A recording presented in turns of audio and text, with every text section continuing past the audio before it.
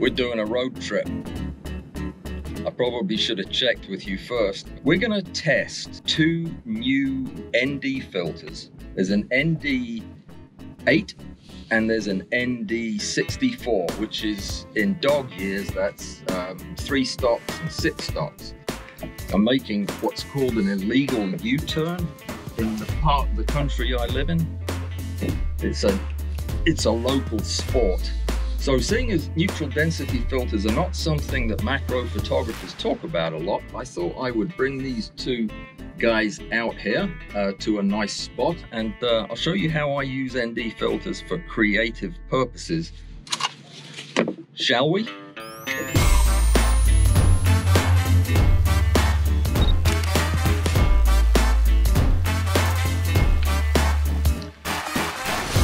There are two main reasons that I come down here to this particular park on Sundays. One of them is to test ND filters. The other is to collect more dog excrement on my boots. 2 weeks ago, I didn't even know that I had an identical twin brother. I see you've met Arlen. He talked me into letting him do this video, and I have been having serious misgivings about it ever since. Anyway, I gave him a list of things absolutely not to talk about, and the first thing on the list was dog poop. So it's not an auspicious beginning. At least that's what's happened the last 2 times I've been here. I really hope it doesn't happen again. I don't know if you remember, but a few months ago, I was checking out a new set of magnetic filters that was put out by K&F Concept. They were really nice, I like them. The UV filter, there was a circular polarizer and an ND10, a big stopper filter. Well, they have released 2 new neutral density filters in the strengths that I would normally prefer to use. I also gave him a list of things he had to say. And the first one on that list was say thank you to my Patreon supporters, the people that keep this thing rolling, without whom there would be no videos of Arlen teaching you how to use ND filters. Okay, so it wasn't a good idea. I have other ideas. I'll try another idea. I prefer to use a 3 or a 6 stop filter. Well, that is what they have come out with. I have both of them. I have the 3-stop ND8 filter. I also have the ND64, which is a 6-stop filter, and I'm really excited to try them, because the best thing of all is they now have magnetic filter caps, which are also now lens caps. So we're going to give this a shot. I put these things on my macro lens, and we're going to see if we can get some ultra shallow depth of field without introducing too much camera shake. I'm using a macro lens that's got really good anti-vibration, so hopefully we'll get away with using some long shutter speeds by hand. But let's take some pictures and see what we see. So the idea is this: if normally we're shooting with our macro lens at about f8, which you can certainly get away with on a bright sunny day like today, you're going to have an f8 depth of field, which for a macro lens isn't much, but there is a slight but real advantage to going with a more wide open aperture if you can get away with it. And that's what the ND filter does. It lets us get that 2, 3, 4 stops of light less, meaning we can slow our shutter speed down, or we can open our aperture up. And that's what I'm doing, is I'm trying to open the aperture up so that we get a really shallow, creamy depth of field that you can really only get at 2.8, but at the same time not completely blow the photographs because of the amount of light. So I found this little patch of daisy-like things that has digger bees, little burrowing bees that live around here that are out getting the last bit of the pollen. So I'm going to take some pictures, then we'll look at them. Right now I'm using the 3-stop filter. We'll see how that does, and then I'll switch out for the 6-stop in a minute. So as everybody knows, bokeh is a concept from macro photography. It was invented by a macro photographer, Billy Bokeh Billingsworth, and it's been used by macro photographers for weeks and weeks now. This is what Arlen does. When he doesn't know what to say, he just starts making stuff up. Bokeh isn't a thing that was invented. It's just a thing somebody named. And it wasn't this convicted flasher or whoever it is he's talking about. I apologize for that. He lucked out with the thing about using it in macro, because you can, if you want. But I understand that ordinary photographers use it too. Like if they want to use a super shallow depth of field to photograph a pretty lady or an ugly man, I suppose he could do that too. It would allow you to get the same kind of depth of field you could get later in the day when there wasn't so much light, but you can do it in broad daylight, which I think is pretty blatantly just ripping off what we macro photographers do, but just so long as they don't take flash from us, I think we'll be okay. So I don't think the 3-stop is making a whole lot of difference in the bokeh, but it's certainly allowing me to shoot still at decent shutter speeds while being wide open. I'm going to put on the ND64 now, the 6-stop, and see what that does.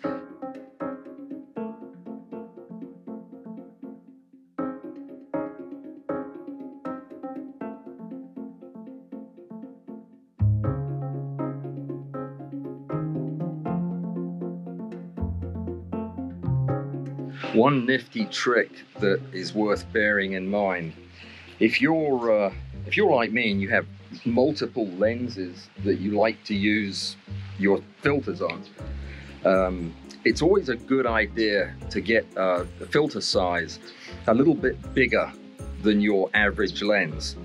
I think it's fine to use a 77 on a 77 lens, especially with these very low profile magnetic filters. They don't seem to cause any vignetting. But I also have a 62mm filter thread on my macro lens, and I wanted to use these filters that I have in the 77mm on my macro lens. So you just add a couple of step-up rings like this.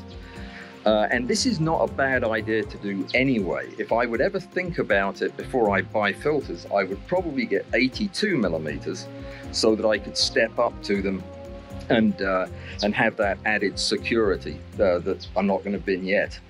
We were up till 2 o'clock in the morning, me trying to get him to say vignette instead of vinaigrette. He didn't say vinaigrette in the video though. Maybe there's hope for the boy. But the beauty is with these ones that they actually come, each of them comes with its own magnetic ring, just a plain magnetic, very magnetic ring, the filter, and then this, which is a magnetic cap. So putting the cap on is, even I can do it without falling in the water or setting fire to myself. So let's go over to that trickling water and see if we can slow it down by stacking these two filters together. You were supposed to remind me to bring a tripod. That is not the fountain that I sent him to. The fountain I sent him to is about 100 feet from where he is, and it's 30 times the size, and it has water flowing through it. And you could actually do a long exposure of it and see a difference. This is making me very nervous. That's my camera he has out there. You do know that.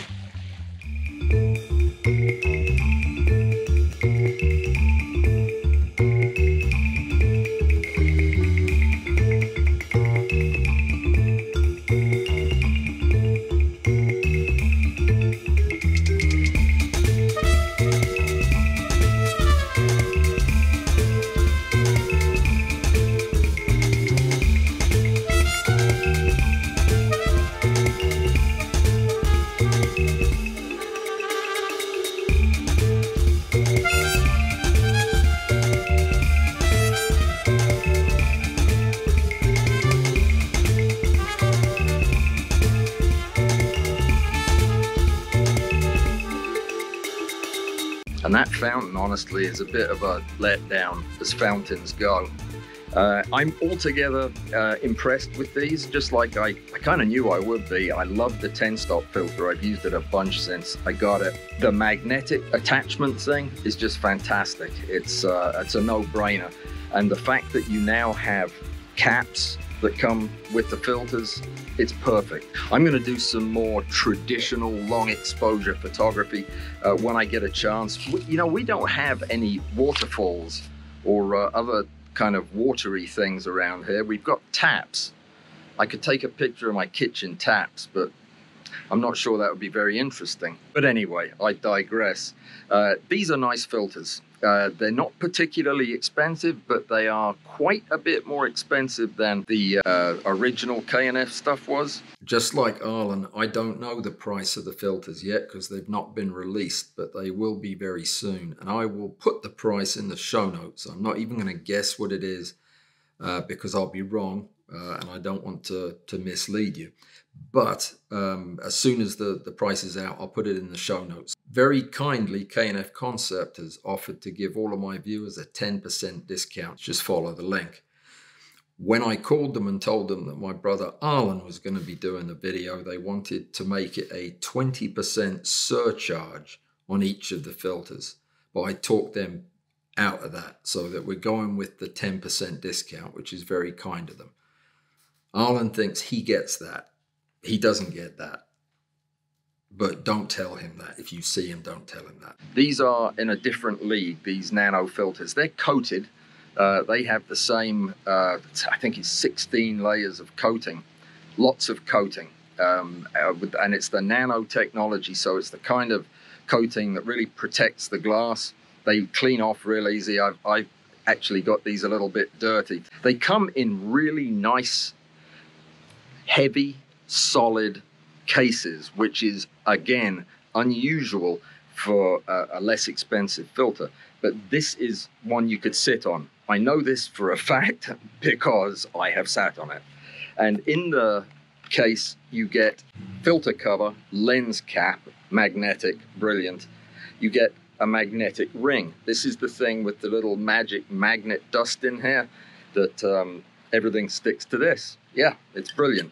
So what you can't do is protect the back of the thing. So I wouldn't just throw the cap on this and put it in your bag. Like the other filters in the Nano series, these also are made of a high quality German glass. They won't let me tell you the name of the company, so I won't. I'm surprised he actually knows these things are made of glass, to be honest. They're made of very good glass, imported optical glass, that have a very special double-sided coating, about 18 separate nano layers of coating, which makes them really resistant to getting mud and smudges on them and that type of thing. They clean easily, like he said. He got that right. Of course, they only needed to be cleaned because he stuck them all over my car with the magnets.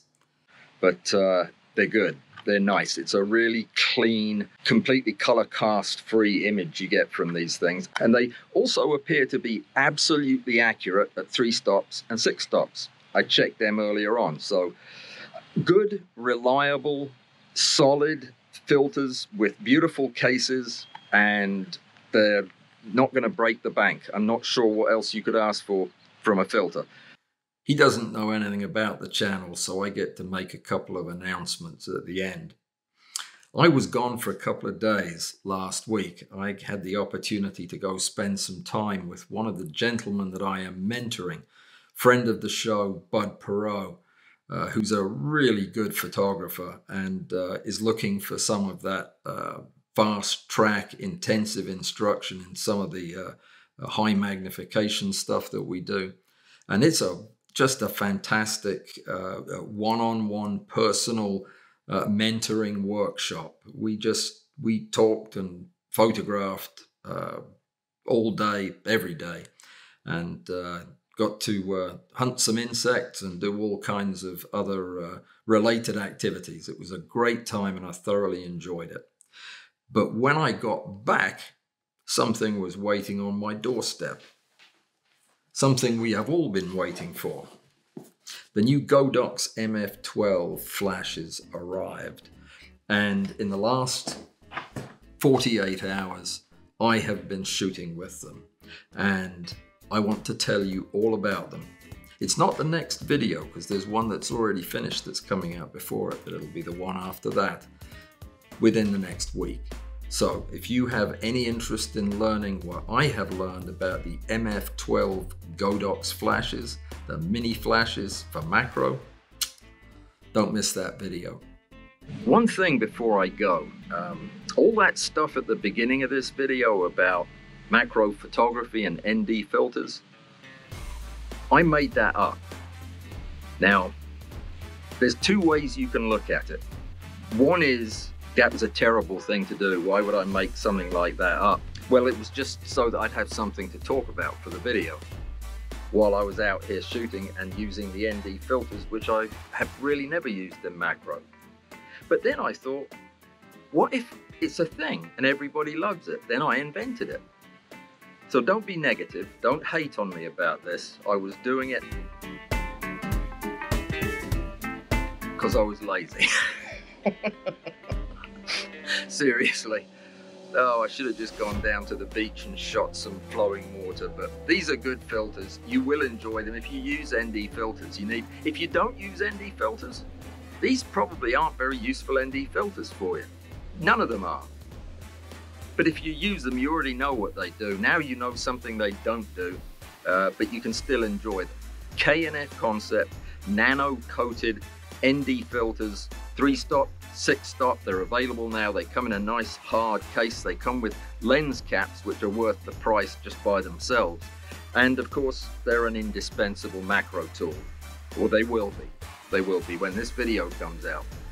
If you see a lot of macro photographers out next weekend with dark filters on their lenses, don't laugh. Don't laugh.